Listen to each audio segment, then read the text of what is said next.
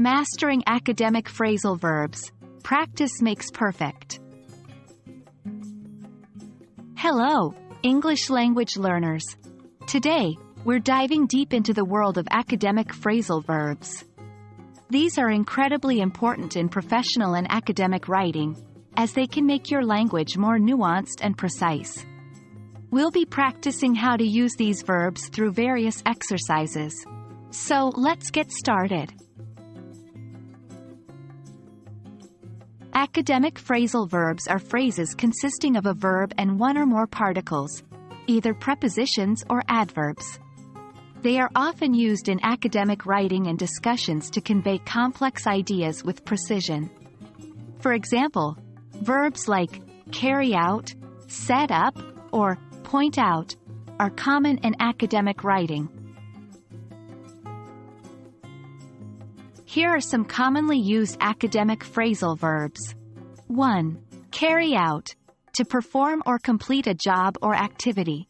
2. Set up, to establish or arrange. 3. Point out, to indicate or specify. 4. Look into, to investigate or examine closely. 5. Come up with, to suggest or propose a plan or idea. Try to use these in your academic writing or conversation for a more advanced and polished expression.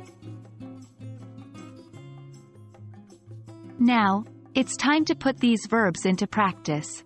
I've prepared some exercises for you. 1. Fill in the blanks. Complete the sentences with the correct academic phrasal verb from the list. 2.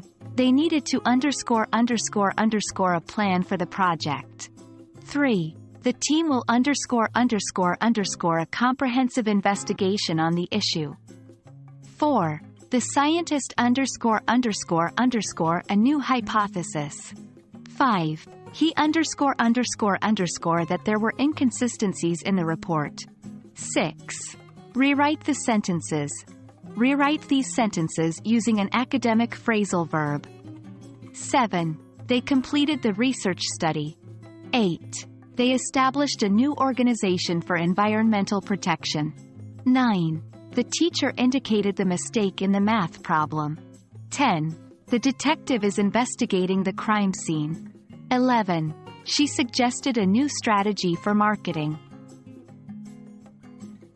Try to solve these exercises and compare your answers with peers or teachers.